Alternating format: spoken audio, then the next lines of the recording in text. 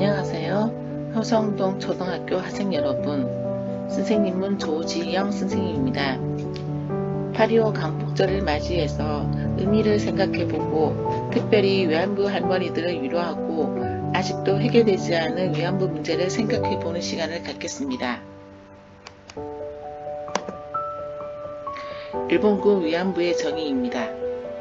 일본군의 성역 해결, 산병 예방, 치안 유지, 강간 방지 등을 위하여 일본국과 일본 정부가 중일 전쟁 및 아시아 태평양 전쟁 당시 일본군 점령지나 주둔지 등의 위안소에 배치한 여성, 정신대, 군의 안부, 종군 위안부, 성노예를 말합니다.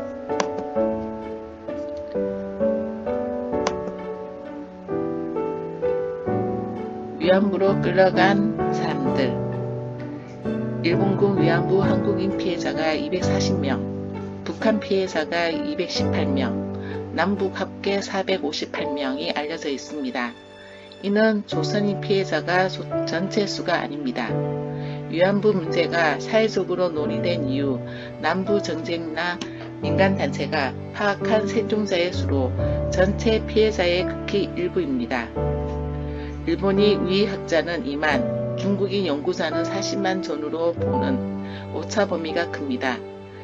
피해자나 당시 상황을 좀 더 과학적으로 밝힐 만한 일본 측 자료는 일본 정부에 의해 공개가 제한되어 있고 연합군 자료에 대한 한국체 발굴은 아직 미확진된 상태이라고 합니다. 일본군은 한국인 처녀 수십만 명을 강제로 끌고 가 군사 물자를 만드는 공장에 불어먹었습니다. 또 수많은 한국 처녀를 군대 위안부로까지 이용했지요. 위안부는 일본 군인을 위해 강제로 성노예 생활을 해야만 했던 여성을 말하는데 오랫동안 정신대라고 불렸었습니다. 정신대란 나라를 위해 몸을 바치는 부대라는 뜻으로 여자들이 스스로 지원한 것을 의미해 하지만 위안부는 결코 자원대에서 간 부대가 아닙니다. 일본은 우리나라와 중국, 동남아시아 여성들을 속여가면서 강제로 끌고 가 이런 끔찍한 일을 시킨 겁니다. 당시 시민지였던 우리나라에서 가장 많은 수가 동원된 건 말도 필요 없겠지요. 끌려간 여성들의 나이는 10대 초반부터 40대까지 다양했습니다. 가난한 집안의 여성들이 식당 종업원, 간호사 등을 모집한다는 말에 속아서 지원하고 강제로 끌려간 경우가 많았습니다.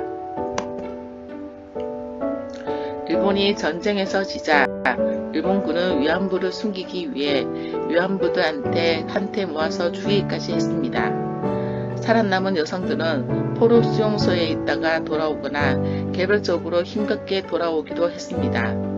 고국으로 돌아오지 못한 경우가 많아 돌아오는 방법을 몰랐거나 알아서도 포기하고 외국 땅에 남기도 하였으며 스스로 목숨을 끊는 경우가 많았습니다.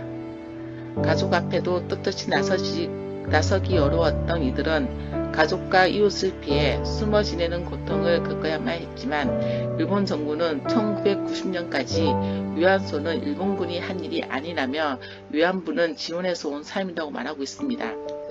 그러나 일본 방위천 도서관에서 위안소 관련 자료가 발견되고 미국에서 일본군이 위안부를 모집한 문자를 찾아내자 어쩔 수 없이 일본군이 위안부를 강제로 동원한 것을 부분적으로 인정하게 되었지만 하지만 마지못해서 사과할 뿐만 아니라 배상도 해주지는 않았다고 합니다. 평화의 소녀상입니다. 평화의 소녀상 혹은 위안부상은 일본군 위안부 피해자들을 가리키고 올바른 역사인식을 확립하기 위해 예술 조형물 한마디로 동상입니다. 평합이라는 이름으로 불리기도 하지요. 상의 모양은 의자에 앉아있는 모양과 서있는 모양이 대표적입니다. 평화의 소녀상. 일본군 위안부 문제 해결을 위해 수요 집회 첫 해째인 2011년 12월 14일 서울 종로구 일본 대사관 앞에 처음으로 세워졌습니다.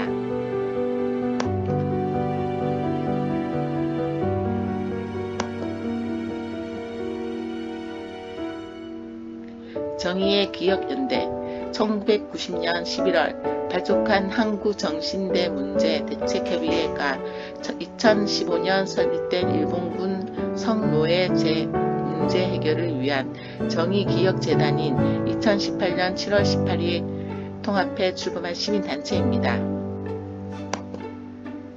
이제 위안부 할머니를 추모하는 마음으로 담아 그림을 그려볼까요? 선생님이 여러가지 그림을 보여드리겠습니다. 골라서 그려봅시다. 자기의 얼굴을 그려도 됩니다.